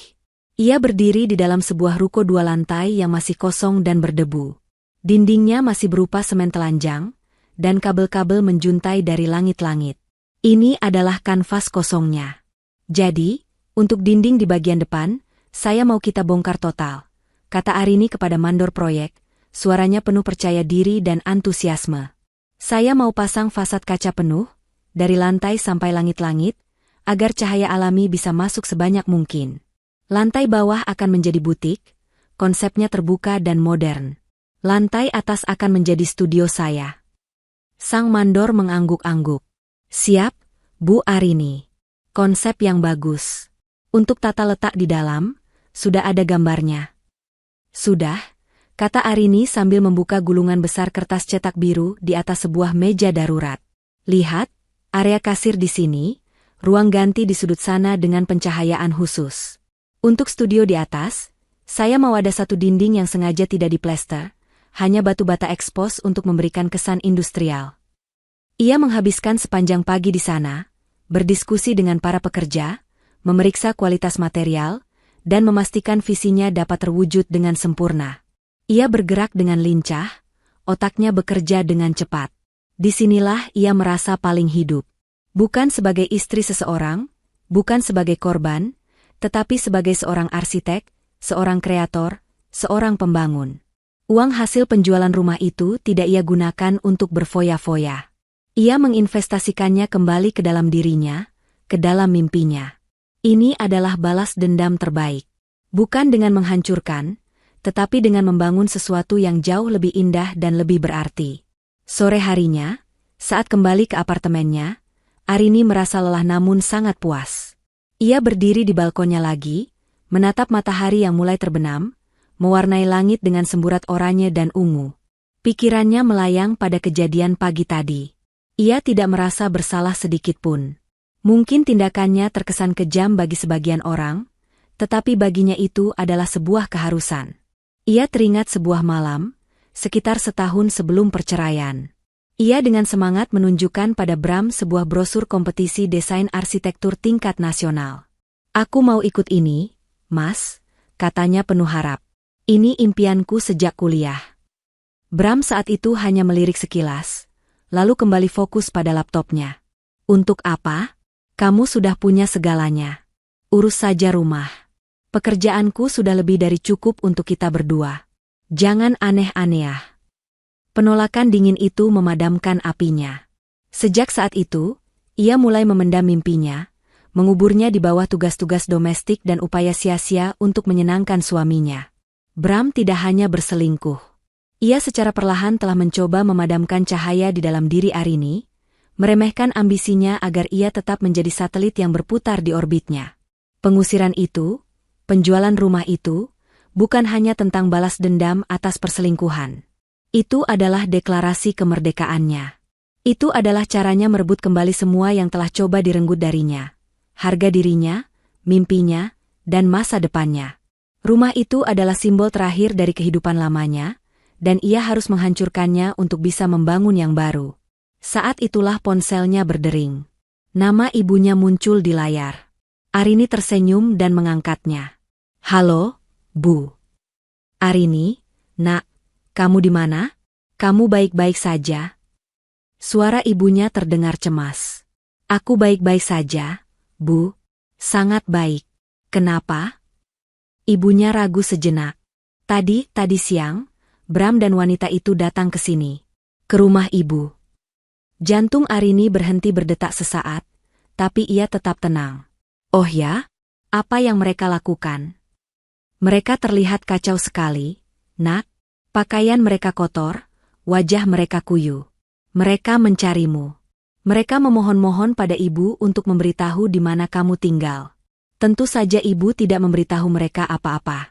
Ibu usir mereka. Arini menarik napas lega. Terima kasih, Bu. Ibu melakukan hal yang benar. Tapi ibu kasihan juga melihat mereka, nak. Terutama Bram, dia terlihat hancur. Potong Arini, nadanya tetap tenang. Biarkan saja, Bu. Mereka sedang menuai apa yang mereka tanam. Hening sejenak di telepon. Ibunya sepertinya mengerti. Jaga dirimu baik-baik ya, nak. Pasti, Bu. Setelah menutup telepon, Arini kembali menatap Cakrawala. Jadi, perburuan telah dimulai. Mereka mencarinya, mungkin untuk meminta pertanggungjawaban, atau lebih mungkin, untuk memohon belas kasihan. Ia tahu mereka akan menemukannya pada akhirnya. Kota ini tidak cukup besar. Tapi itu tidak masalah. Ia tidak bersembunyi karena takut. Ia bersembunyi untuk memberi mereka waktu agar benar-benar merasakan keputusasaan. Agar mereka sampai pada titik terendah mereka. Ia tersenyum tipis. Biarkan mereka mencari, bisiknya pada angin senja. Mereka akan menemukanku, tapi hanya saat aku sudah siap. Dan saat itu tiba, pertunjukan yang sesungguhnya baru akan dimulai. Hari-hari di motel Melati berlalu bukan sebagai satuan waktu, melainkan sebagai siklus penderitaan yang tak berujung. Pagi datang bukan dengan harapan, melainkan dengan kesadaran menyakitkan bahwa mereka masih terperangkap di neraka yang sama. Kamar sempit itu telah menjadi penjara mereka, dan keheningan di antara Bram dan Rania terasa lebih berat dan lebih menyesakan daripada udara pengap di dalamnya. Mereka bergerak di sekitar satu sama lain seperti dua hewan liar yang dipaksa berbagi kandang yang terlalu kecil. Setiap lirikan adalah percikan permusuhan, setiap helaan napas adalah tuduhan. Uang hasil penjualan perabotan mereka menipis dengan kecepatan yang mengerikan. Setiap hari, resepsionis motel mengetuk pintu untuk menagih biaya sewa harian, sebuah pengingat konstan akan status mereka yang genting. Makanan mereka kini terdiri dari mie instan yang diseduh dengan air panas dari dispenser di lorong, atau sesekali nasi bungkus murah dari warung di seberang jalan, yang mereka makan dalam diam di atas tempat tidur mereka yang bernoda. Kemewahan masa lalu, steak, sampanye, makan malam di restoran mahal, terasa seperti adegan dari film tentang kehidupan orang lain. Penampilan fisik mereka adalah cerminan dari kejatuhan mereka. Kemeja-kemeja mahal Bram kini kusut dan kotor, karena tidak pernah disetrika. Gaun-gaun indah Rania, yang dulu ia kenakan untuk memikat Bram, kini teronggok lemas di dalam koper, tidak cocok untuk kehidupan mereka yang sekarang. Rania, yang dulu tidak akan pernah keluar rumah tanpa riasan sempurna, kini tidak peduli lagi. Lingkaran hitam di bawah matanya semakin pekat, Rambutnya yang dulu berkilau kini lepek dan kusam, dan kulitnya yang terawat kehilangan cahayanya. Mereka tidak lagi tampak seperti pasangan kaya dan sukses. Mereka tampak seperti orang-orang yang kalah, ditandai oleh stempel kegagalan yang tak terlihat namun dirasakan oleh semua orang. Setelah seminggu hidup dalam limbo yang menyiksa, Bram tahu ia harus melakukan sesuatu. Mereka tidak bisa selamanya hidup seperti ini. Hanya ada satu jalan keluar, satu nama yang terus berputar di kepalanya seperti mantra terkutuk, Arini. Kita harus menemukannya, kata Bram pada suatu pagi, memecah keheningan yang sudah berlangsung berjam-jam. Rania, yang sedang menatap langit-langit kamar yang retak, menoleh dengan tatapan kosong. Untuk apa? Memohon padanya? Dia tidak akan menolong kita, Bram. Dia membenci kita. Dia satu-satunya harapan kita. Bentak Bram, rasa putus asa membuatnya frustrasi. Setidaknya kita harus mencoba. Apa kamu lebih suka membusuk di tempat ini? Perburuan mereka pun dimulai. Sebuah perjalanan putus asa menyusuri jejak dingin yang ditinggalkan Arini. Tujuan pertama Bram adalah kantor lama Arini, sebuah firma arsitektur ternama di pusat kota. Dengan mengenakan kemejanya yang paling rapi, meskipun tetap terlihat lusuh, ia melangkah masuk ke lobi yang familiar. Resepsionis yang dulu selalu menyapanya dengan ramah kini, menatapnya dengan ekspresi dingin yang aneh. Saya ingin bertemu dengan Arini Dwayani, kata Bram, mencoba terdengar biasa saja. Resepsionis itu mengangkat alis. Ibu Arini sudah mengundurkan diri sebulan yang lalu, Pak. Jantung Bram mencelos. Mengundurkan diri? Apa Anda tahu kemana dia pindah? Atau di mana alamat barunya? Maaf, Pak. Kami tidak berhak memberikan informasi pribadi mantan karyawan. Saat Bram hendak memprotes, salah satu kolega lama Arini, seorang pria bernama Rian, kebetulan lewat. Rian melihat Bram dan ekspresinya langsung berubah menjadi cemoohan yang nyaris tidak disembunyikan. Oh, lihat siapa yang datang. Tuan Wicaksono, kata Rian sinis. Ada apa? Mau mengundang kami ke pesta lagi di rumah curian? Beberapa karyawan lain yang mendengar itu tertawa kecil. Wajah Bram memerah karena malu dan marah. Itu bukan urusanmu. Aku hanya perlu bicara dengan Arini. Dia tidak ada di sini. Dan kalaupun aku tahu di mana dia, aku tidak akan pernah memberitahumu. Desis Rian, lalu berjalan pergi, meninggalkan Bram yang berdiri membeku di tengah lobi, menjadi tontonan bisu bagi semua orang. Ia keluar dari gedung itu dengan perasaan terhina yang luar biasa. Arini tidak hanya memutusnya dari kehidupannya, tetapi juga telah meracuni reputasinya di kalangan orang-orang yang dulu menghormatinya. Sementara itu, Rania mencoba jalur yang berbeda. Ia menghubungi Dita, sahabat Arini. Setelah beberapa kali panggilannya ditolak, Dita akhirnya mengirim pesan singkat, temui aku di kafe Taman Kota. Jam 3. Datang sendiri. Dengan sedikit harapan, Rania pergi ke pertemuan itu. Dita sudah duduk di sana, menunggunya dengan segelas es teh di depannya. Wajahnya keras seperti batu. Aku tahu kenapa kamu mencariku, kata Dita tanpa basa-basi. Dan jawabannya tidak. Dita, tolong, mohon Rania, menyingkirkan harga dirinya. Aku hanya ingin tahu di mana dia. Aku perlu bicara dengannya, menjelaskan semuanya. Dita tertawa, tawa yang kering dan tanpa humor. Menjelaskan? Menjelaskan apa? Rania? Bagaimana kamu tidur dengan suami sahabatmu sendiri? Bagaimana kamu menikmati rumah yang dia bangun dengan keringatnya? Tidak ada yang perlu dijelaskan. Yang ada hanyalah konsekuensi. Kamu tidak mengerti. Kami menderita. Kami kehilangan segalanya, isak Rania. Bagus, kata Dita dengan dingin. Itu namanya keadilan. Arini juga menderita, tapi dia sendirian. Setidaknya kalian bisa saling menemani dalam penderitaan kalian. Sekarang, kalau tidak ada lagi, aku permisi. Melihat wajahmu membuatku mual. Dita berdiri, meletakkan beberapa lembar uang di meja, dan pergi tanpa menoleh ke belakang. Setiap pintu yang mereka ketuk tertutup di depan wajah mereka. Setiap orang yang mereka hubungi seolah telah membangun benteng untuk melindungi Arini dari mereka. Mereka benar-benar terisolasi, terperangkap dalam gelembung kesengsaraan mereka sendiri. Uang mereka akhirnya benar-benar habis. Pada hari ke-15, mereka diusir dari Motel Melati karena tidak bisa membayar sewa. Kini, mereka benar-benar menjadi gelandangan. Siang hari mereka habiskan dengan berkeliaran tanpa tujuan di pusat perbelanjaan, menikmati pendingin udara gratis dan mencoba terlihat normal. Malam hari adalah yang terburuk. Mereka tidur di mana saja mereka bisa menemukan tempat. Kursi di taman kota, emperan toko yang sudah tutup, atau stasiun kereta yang buka 24 jam. Rasa lapar menjadi teman akrab mereka. Kebanggaan mereka telah terkikis habis, digantikan oleh kebutuhan primitif untuk bertahan hidup.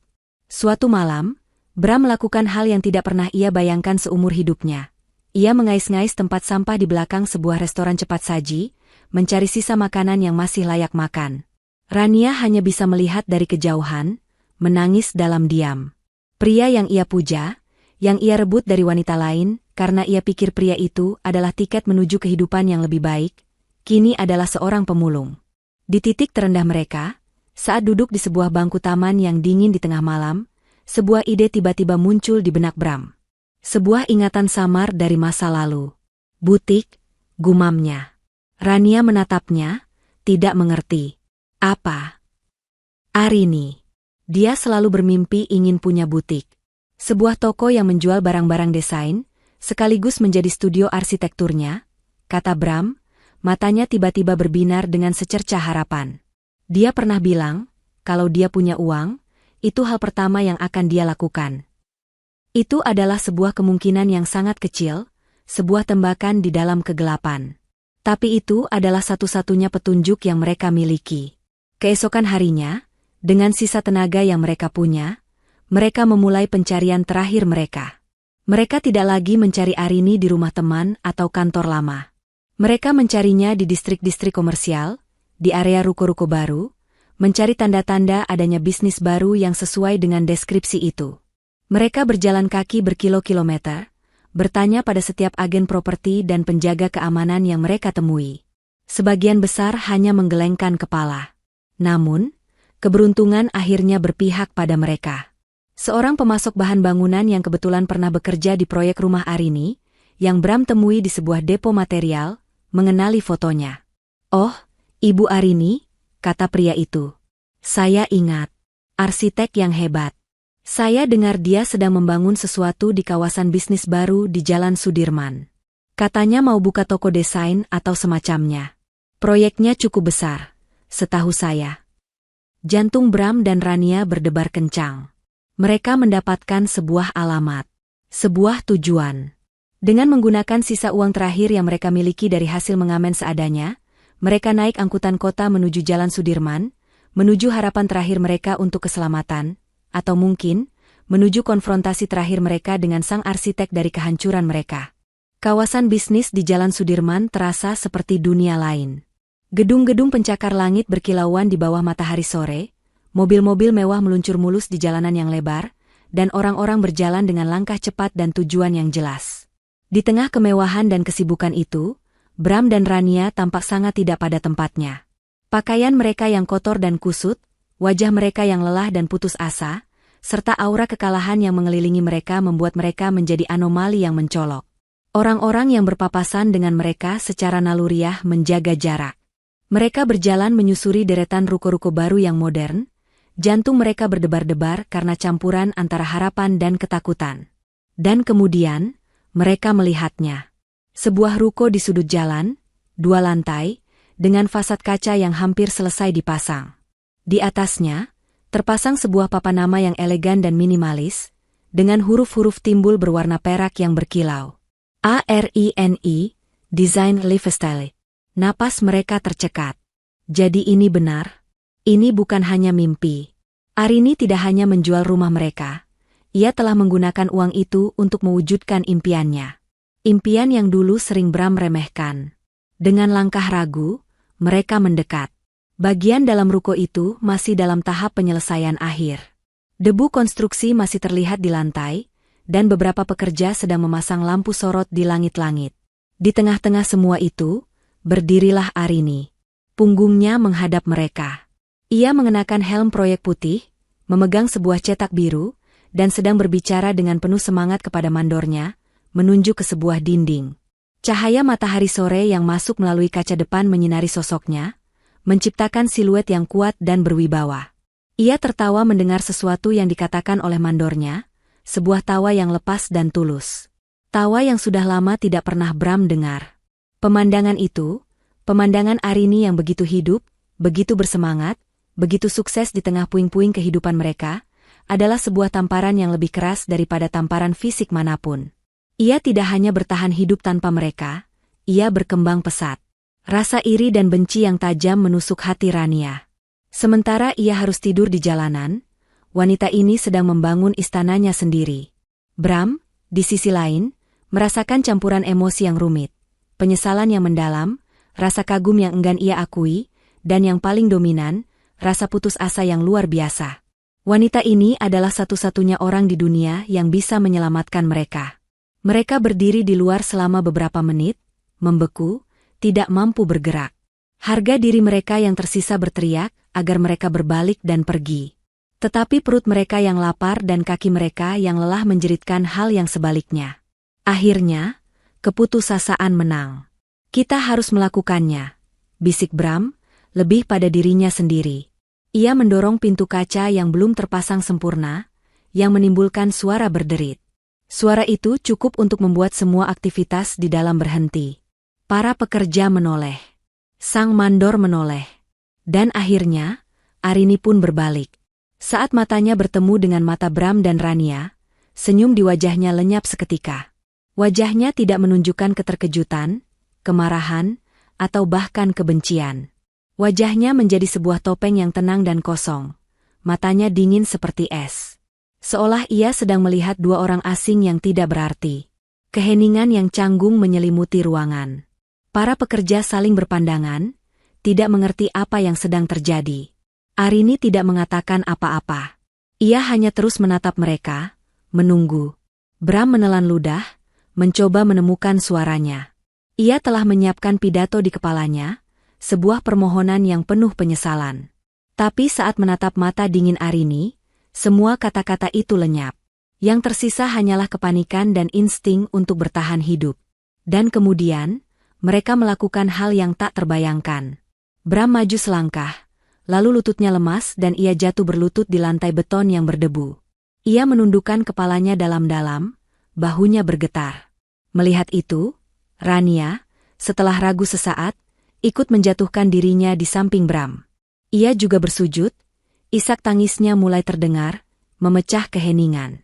Sang manajer senior yang angkuh dan sang primadona yang sombong kini bersujud seperti pengemis di hadapan wanita yang telah mereka hancurkan. Para pekerja di sekitar mereka ternganga, benar-benar syok melihat pemandangan yang surreal itu. Arini, tolong, maafkan aku. Suara Bram keluar sebagai gumaman yang teredam oleh isak tangis. Aku salah. Rin, aku benar-benar salah. Aku dibutakan. Aku bodoh. Aku menyesal, demi Tuhan aku menyesal. Tolong kami, Arini, sambung Rania, wajahnya sudah basah oleh air mata dan kotor oleh debu. Kami tidak punya apa-apa lagi. Kami sudah 3 hari tidur di jalanan. Kami lapar. Tolong, beri kami sedikit belas kasihan. Sedikit uang untuk makan, atau tempat untuk berteduh malam ini saja. Kami mohon. Permohonan mereka yang putus asa menggema di ruangan yang setengah jadi itu. Mereka menangis, memohon, merendahkan diri mereka sepenuhnya. Bram bahkan mencoba menyalahkan Rania secara halus. Aku tersesat, Rin. Dia membuatku melakukan hal-hal yang tidak seharusnya. Tapi sekarang aku sadar.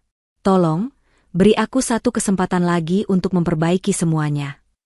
Rania melirik Bram dengan tajam mendengar itu, tetapi ia terlalu putus asa untuk berdebat. Ia hanya terus menangis dan memohon. Selama itu semua, Arini hanya berdiri diam. Seperti patung pualam. Ia membiarkan mereka mengeluarkan semua drama mereka. Ia membiarkan mereka merendahkan diri mereka sampai ke titik terendah. Ia membiarkan para pekerjanya melihat dengan jelas betapa menyedihkannya dua orang ini. Ketika isak tangis mereka mulai mereda, hanya menyisakan napas yang terengah-engah, Arini akhirnya bergerak. Ia melangkah maju perlahan, sepatu botnya menimbulkan suara pelan di lantai yang berdebu. Ia berhenti tepat di depan mereka, menatap rendah pada dua sosok yang bersujud di kakinya. Ia berjongkok, menyamakan tingginya dengan mereka. Bram dan Rania mengangkat kepala mereka dengan penuh harap, mata mereka yang sembab mencari secercah pengampunan di wajah Arini. Tapi mereka tidak menemukannya. Yang mereka temukan hanyalah kekosongan yang dingin. Arini tidak menatap mereka. Ia menatap lurus ke arah mandornya yang berdiri membeku di belakang mereka. Suaranya, ketika akhirnya keluar, terdengar sangat tenang, sangat jelas, dan sangat mematikan. "Pak Mandor," katanya dengan nada biasa, seolah sedang meminta tambahan semen. "Tolong panggilkan polisi." Bram dan Rania membeku. Harapan di mata mereka langsung padam, digantikan oleh kengerian dan ketidakpercayaan. Sang mandor tampak bingung. "Polisi, Bu? Untuk apa?" Arini akhirnya mengalihkan pandangannya ke arah Bram dan Rania. Senyum tipis yang sama sekali tidak ramah tersungging di bibirnya.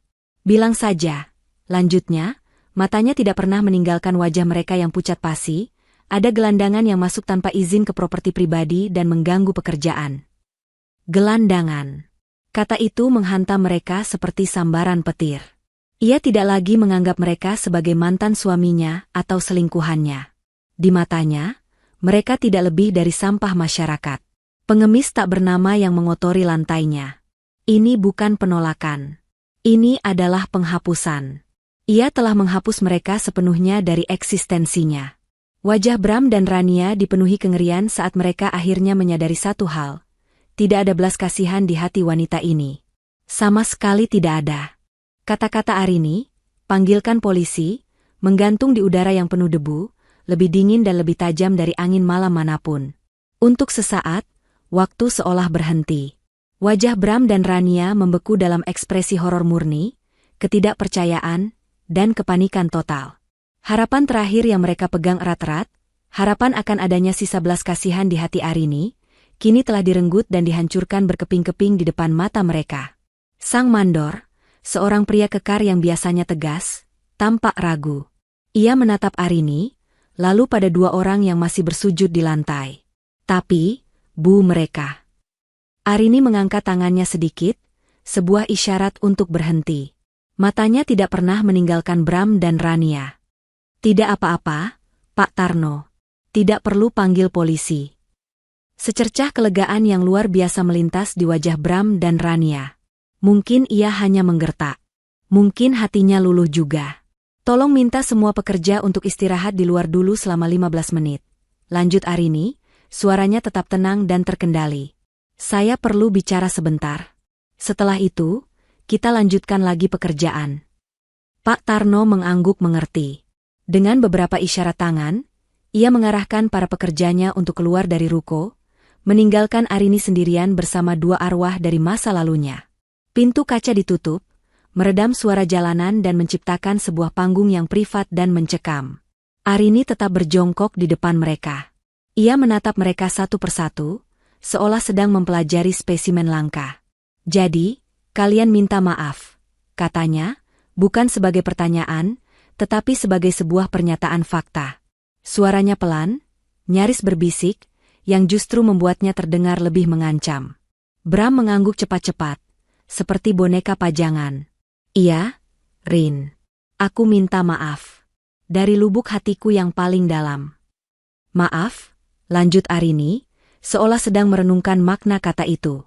"Maaf itu untuk kesalahan yang tidak disengaja. Untuk secangkir kopi yang tumpah, untuk janji yang terlupa karena sibuk. Tapi yang kalian lakukan bukanlah kesalahan. Itu adalah pilihan. Serangkaian pilihan sadar yang kalian buat setiap hari selama berbulan-bulan." Ia mencondongkan tubuhnya sedikit lebih dekat. "Kau, Bram," katanya, matanya menusuk lurus ke mata mantan suaminya. "Kau pikir pengkhianatanmu hanya tentang kau tidur dengan wanita ini?" Ia melirik Rania dengan tatapan merendahkan. "Bukan. Pengkhianatanmu jauh lebih dalam dari itu. Aku ingat, saat aku menunjukkan padamu desain pertamaku untuk rumah itu. Rumah yang kubeli dengan uang warisan orang tuaku. Kau bilang, 'Bagus, tapi sepertinya lebih baik begini.' Lalu kau mengubah beberapa detail kecil dan setelah itu menceritakan kepada semua temanmu bahwa itu adalah ide besarmu. Kau ingat? Bram terdiam, wajahnya pucat. Aku ingat, saat aku ingin mengikuti kompetisi desain nasional. Impianku. Kau bilang, untuk apa? Urus saja rumah.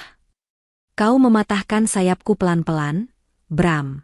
Bukan karena kau tidak ingin aku terbang, tapi karena kau takut aku akan terbang lebih tinggi darimu. Kau tidak menginginkan seorang pasangan. Kau menginginkan seorang asisten rumah tangga pribadi yang cantik dan pintar yang bisa kau pamerkan, yang bisa mendukung egomu yang rapuh. Arini kemudian mengalihkan pandangannya pada Rania, yang gemetar di bawah tatapannya. Dan kau, desis Arini. Kau pikir kau menang? Kau pikir kau berhasil merebut seorang raja dari ratunya? Buka matamu, Rania. Kau tidak merebut apa-apa. Kau hanya memungut sisa-sisa. Pria yang kau lihat saat bersamaku, pria yang sukses, yang percaya diri, yang punya segalanya, adalah produk dari dukunganku yang tanpa henti. Aku yang mendorongnya saat dia ragu, aku yang menghiburnya saat dia gagal, aku yang mengelola kehidupannya agar dia bisa fokus pada karirnya. Tanpa fondasi yang aku bangun, dia hanyalah bangunan kosong yang angkuh. Arini tersenyum sinis. Kau tidak mencuri hartaku yang paling berharga. Kau justru mengambil bebanku yang paling berat. Seharusnya aku berterima kasih padamu. Rania terisak lebih keras, tidak sanggup lagi berkata-kata. Hinaan itu terlalu menyakitkan, terlalu tepat sasaran. Arini kembali menatap keduanya. Kalian datang ke sini, bersujud di lantai milikku, menangisi nasib kalian. Kalian mengeluh karena kehilangan rumah. Rumah? Ia tertawa kecil, tawa yang mengerikan. Itu bukan sekadar tumpukan batu bata dan semen bagiku. Itu adalah warisan orang tuaku. Itu adalah malam-malam tanpa tidur saat aku merancangnya. Itu adalah keringatku saat aku mengawasi pembangunannya. Setiap sudut di rumah itu adalah bagian dari diriku. Dan kalian menodainya. Kalian bercinta di atas kerja kerasku. Kalian mengadakan pesta di atas air mataku. Kalian bersulang untuk cinta baru kalian di atas puing-puing hatiku. Ia berdiri, menjulang tinggi di atas mereka seperti seorang hakim yang akan membacakan vonis. Dan sekarang, kalian datang meminta belas kasihan? Kalian memintaku untuk membagi hasil kerja kerasku yang baru ini dengan kalian? Arini menggelengkan kepalanya pelan. Tidak. Permohonan maaf kalian tidak diterima. Karena itu tidak tulus. Kalian tidak menyesali perbuatan kalian. Kalian hanya menyesali konsekuensinya.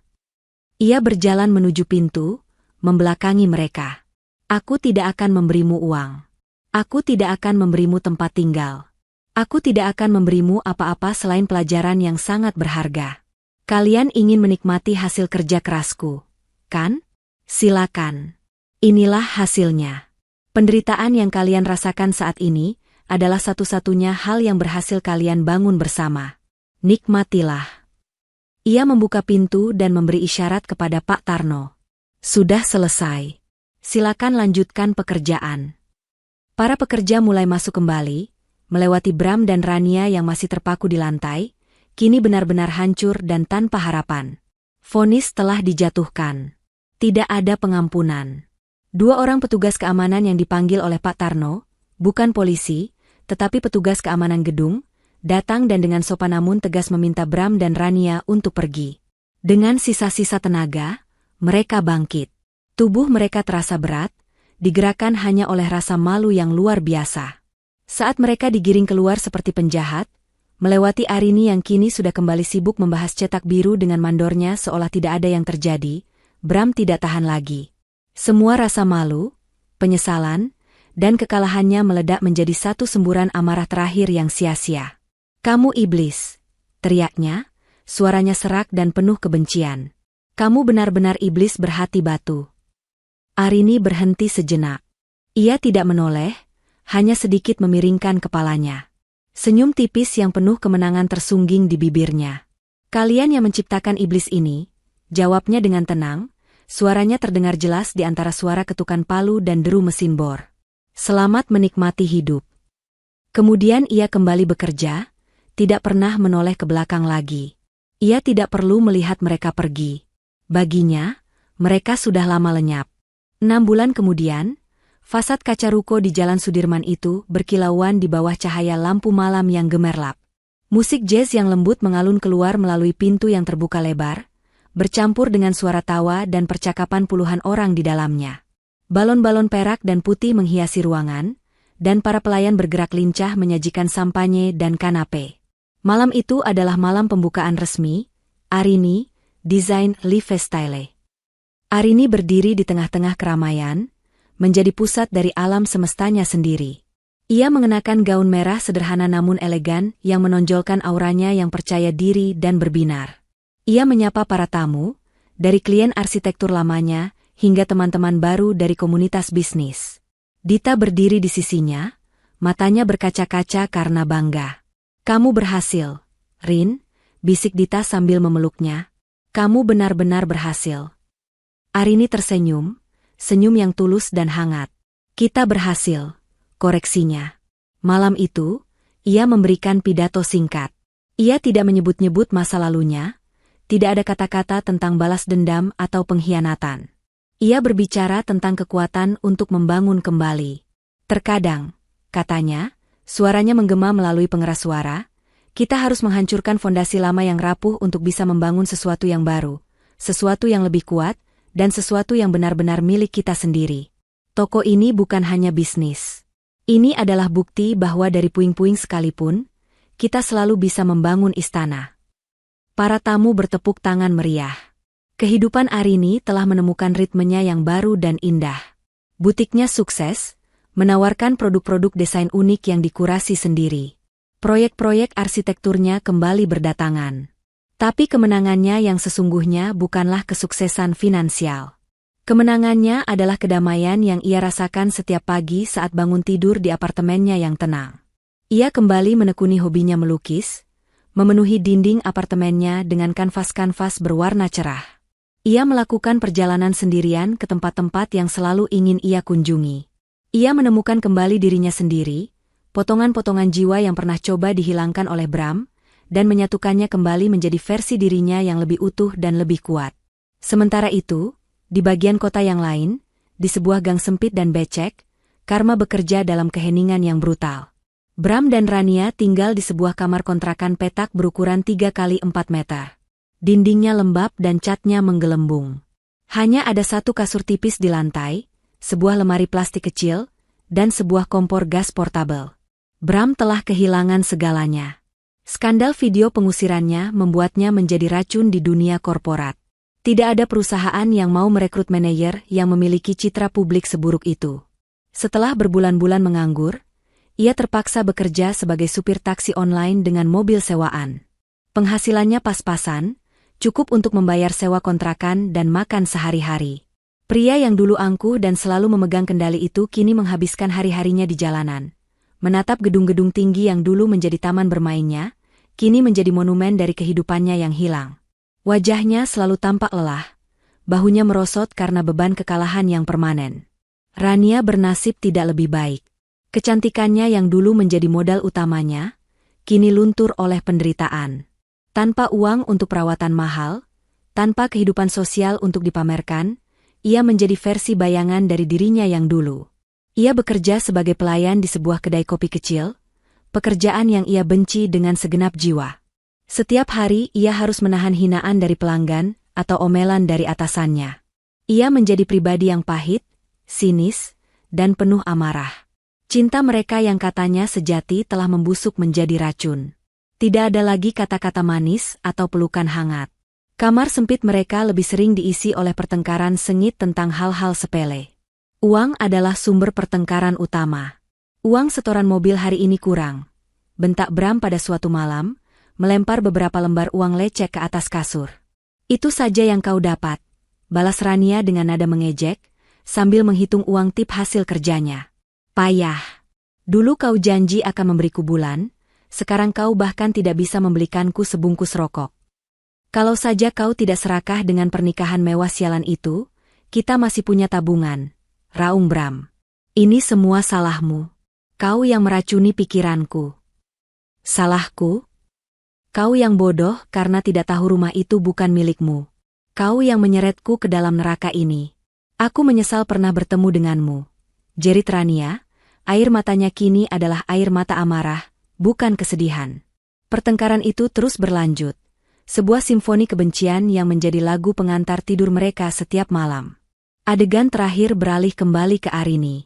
Ia sedang duduk di balkon apartemennya, beberapa bulan setelah pembukaan butiknya. Langit malam cerah, dan lampu kota berkelip di bawahnya seperti lautan berlian. Ia tidak sendirian. Di sampingnya duduk seorang pria, Rian, kolega lamanya yang dulu membelanya di kantor. Mereka tidak sedang berkencan, hanya menikmati percakapan sebagai teman baik, berbagi tawa atas secangkir teh hangat. Ada potensi di sana, sebuah awal yang baru, tetapi Arini tidak terburu-buru. Kebahagiaannya tidak lagi bergantung pada kehadiran seorang pria. Ia menatap ke kejauhan, ke arah ganggang gelap di antara gedung-gedung yang menjulang tinggi. Ia tahu, di salah satu gang itu, Bram dan Rania mungkin sedang menjalani karma mereka. Tapi ia tidak lagi memikirkannya. Mereka hanyalah suara bising di masa lalu, gema yang semakin lama semakin memudar. Ia menarik napas dalam-dalam, menghirup udara malam yang sejuk. Ia merasakan kedamaian. Kedamaian yang ia perjuangkan, yang ia raih dengan tangannya sendiri. Kemenangan sejatinya bukanlah saat melihat musuh-musuhnya jatuh. Kemenangan sejatinya adalah saat ia berhasil bangkit, membangun kembali dunianya, dan menemukan kebahagiaan di dalamnya.